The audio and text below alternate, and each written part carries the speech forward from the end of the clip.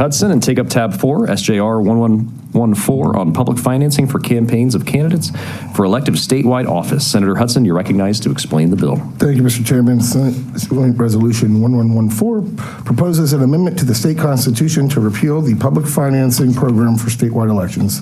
The total public financing expenditures in the last 4 general election cycles for the governor race and the 3 cabinet races are as follows: 13 million, a little over 13 million, just under 10 million, about 4.5 million, and then over 6 million. Mr. Chairman, if you look at the staff analysis, this is money coming out of general revenue, and I believe we should put the question back to the voters to see if they would like us to spend general revenue on things other than advertising for statewide office. Thank you, Senator Hudson. Are there any questions on the bill? Seeing no questions on the bill, are there any appearance forms for the bill? You have a couple. Pastor Marcus R. McKay Jr. is speaking against the bill. Sir, you're recognized. Coming all the way from Orlando. Thank you for traveling up, sir. Thank you for the opportunity. Grace and peace, good morning and Happy New Year. I am Pastor Marcus R. McCoy Jr. I have the honor of serving as the State Faith Outreach Director for Equal Ground Education Action Fund. I also am the Senior Pastor of the historic Greater Refuge Memorial Church in downtown Orlando. While we recognize this provision must still go before voters before approval, we want to voice our opposition to the repeal of the public financing program in the state of Florida. For us and those we serve, this is about access. As a voting rights organization committed to ensuring we all have an equal opportunity to share in our democracy, we believe offering public financing ensures not only the well-connected and rich have an opportunity to seek elected office. Public financing encourages a more diverse pool of candidates to participate in elections. Candidates who may be discouraged by the high cost of running of a campaign are more likely to enter political arena, leading to greater representation of various perspectives and demographics. This constitutional provision has been in place since 1998 after being proposed by the Constitutional Revision Committee and approved by voters in 1998 general election. According to the National Conference of State Legislators, Florida is one of the small states that offer some form of full, partial public matching funds to political candidates. This is something we should be proud of, not using as a justification to be like other states. Thank you and blessings to all. Thank you very much. Next up, we'll have Libby Levette is speaking against, and Libby is a representative with the League of Women Voters. You recognize Libby. Welcome. Thank you. Good morning, Chair and members. I'm Libby Levette, a volunteer for the League of Women Voters. We stand firmly in opposition of SJR 114, the resolution proposing to repeal public financing for statewide candidates in Florida. This bill represents a significant step backwards for our democracy, threatening to silence diverse voices, prioritize the interests of the wealthy and powerful, and further erode public trust in our government. Public financing is not just about money, it's about fairness and opportunity. For too long, elections have been dominated by a small group of wealthy individuals and special interests who can afford to pour unlimited sums of money into campaigns. Public financing levels the playing field, allowing candidates with limited means to compete and ensure that their voices are heard. Repealing public financing would have a devastating impact on our democracy. It would make it virtually impossible for grassroots candidates and those without corporate backing to run for office. Without access to public funds, only the wealthy and well-connected would be able to afford to run, leading to a less diverse and representative government. It would give even more power to special interests, with candidates more reliant on private donations. They would be beholden to the special interests that bankroll their campaigns. This would lead to policies that benefit the wealthy and powerful at the expense of ordinary Floridians. It would further erode public trust in government. When elections are seen as nothing more than a pay-to-play scheme, it undermines public confidence in our democratic institutions. We cannot afford to go back to a system where elections are decided by the size of a candidate's bank account. We urge you to vote down SJR 114, which would repeal Article 5, Section 7, approved by the public in 1998. It was enacted to assist candidates who might not otherwise have sufficient funding to launch a campaign, and it came with requirements for transparency to protect representative democracy from being distorted by special interest groups. Nothing in the area of election reform has occurred in the interim to change the need for Section 7. Yes, if passed, the voters will ultimately decide, but why spend additional taxpayer money for a ballot measure that is not in the public's best interest? Additionally, public financing has been shown to be effective in reducing the influence of special interests and increasing voter turnout. Repealing public financing would likely lead to an increase in negative campaigning as candidates become more desperate to raise money. There are alternative ways to reform campaign finance without resorting to repeal, such as stricter campaign spending limits or public matching funds for small donations. I believe the people of Florida deserve a government that is accountable to them, not to the highest bidder. By rejecting SJR 114, we can send a clear message that we value a fair and democratic system of elections. Thank you for your time and consideration. Thank you so very much. I appreciate that. And next up, we have David Cullen, who is waiving his time against the bill with the Sierra Club of Florida. And we also have Mr. Bob White, is waiving his time to speak in support. Thank you so much. There's no further public testimony. Do we have any debate on the bill? Senator Polsky. Thank you, Chair. While I certainly appreciate us being careful with our public funds, I think it may not be your intent, but I think the effect of this bill will help one party over the other.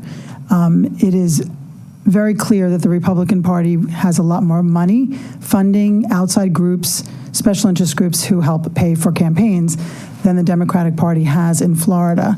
And as a result, it seems that this would be a negative for Democratic candidates because they wouldn't have, if this passes and the voters vote for it, that they wouldn't have the option for the public finance, which at this point they need more than the other party. So I think this is one-sided, and our very eloquent speakers were very clear on why we need public financing, especially we have certain candidates who are very independently wealthy, and that really helps their campaign. So I think this evens the playing field, and it's an important part of our democracy. So I have to vote against today. Thank you, Senator Polsky. Any further comments or debate? Senator Powell. Thank you, Mr. Chair. And I'll come at it at a different angle than Senator Polsky. I'll be frank, I'm not so concerned about the idea of Democrat or Republican with regard to public campaign finance. But what I am concerned with is last year in the legislature, we passed legislation related to Form 6, which means that everybody has to disclose their financial interests in every elected position. I think ultimately what we're going to find is, like we found in the legislature when they do articles on us, that a majority of the people who are in the legislature are millionaires. I'm not, but many of you are. And with that being said, the young lady who came up and spoke earlier, she directly discussed the impact of having those of us who are millionaires many times over in elected positions who may not be in touch with the run-of-the-mill voter or the individuals who we respectively serve. I have a concern that when we talk about public campaign finance and general revenue, that when we look at the budget last year, $116.5 billion in that budget, we had carve-outs for a lot of things that were, in my opinion, more detrimental than publicly financing a campaign. So with regard to this legislation,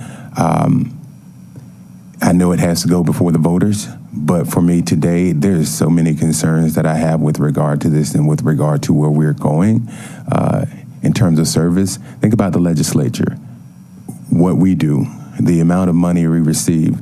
Most people in my position who work a full-time job with a salary that's not exorbitant cannot afford to take the legislative salary to come to Tallahassee and leave your job for 60 days. teachers, most of the time, we don't have a lot of teachers serving in the legislature, but we make a lot of legislation with regard to teachers. So back to the idea of public campaign finance, this bill, or this would do a lot. I mean, it puts it on a ballot, but I don't think it helps the average person in terms of representation by the people. So for today, I cannot support it, and if it makes it to the ballot, I more than likely won't support it on the ballot, but we'll probably have the numbers to get it there in terms of the makeup of our legislature. So for me, it's a no, but I thank you for bringing it forward, and I thank you for giving people the opportunity to just discuss. This is a good discussion because it'll open up our conversation with regard to a lot of things, including legislative pay. With that being said, I need more money. I'm not going to even play. We have not had a raise since ever. So I can't vote for the bill today, but thanks, Senator Hudson. Any further debate following that? No. Thank you, Senator Powell. Senator Hudson, you're recognized to close on the bill. Thank you, Mr. Chairman. First, let me just say I haven't talked to any special interest on this. I read an article in the last campaign cycle about how much money the candidates were getting and realized it was taxpayer dollars and thought it was absurd. I understand the idea of some candidates maybe needing that money, but understand that when you look at this, it's holistic, right? So look at the numbers. Daniel Ufelder ran for Attorney General, received just over $150,000, or a little more than $150,000, about $175,000 through these campaign dollars. His opponent, Ashley Moody, almost double that, close to $300,000. Charlie Crist used about $3,800,000. Ron DeSantis almost double that, $7,300,000. So I get the effect of what you're trying to do for the grassroots side, but understand that there's other candidates that are raising just as much. That's kind of making the point moot, and it's all taxpayer dollars. I think the $13 million in 2022, should this have passed and been on the ballot, and we would receive the money for general revenue, can be used for other things that voters want, like education, healthcare, affordable housing. For Senator Powell, maybe increase in legislative pay. But I think those taxpayer dollars could be used more effectively. I understand the opposition and what they're advocating for, but I think if you look at the numbers, it's going to both sides, and one side a lot more than the other side, where it cancels itself out. And with that, I look forward to your favorable support. Thank you, Senator Powell. Having closed on SJR 1114. Senator Hudson closed. Senator Hudson closed. Senator Powell, I felt like you made a little close We almost got a vote cause there, but anyway, all right, Senator Hudson, you're recognized to close on your bill. I think I just did, sir. You did just close on your bill. So by your vote, SJR 1114 is reported favorably. Oh, no, I am so, let's strike all that. Erroneous on all counts. Terrence, please, frozen brain. Terrence, please call the roll on SJR 1114. Senator Avila, Senator Grawl, Yes. Senator Ngolia, Senator Martin, Yes. Senator Mayfield, Yes. Senator Polsky, No. Senator Powell, No. Vice Chair Roussan, Chair Burgess. Yes, by your vote, SJR 1114 is indeed reported favorably. So next up, stay put.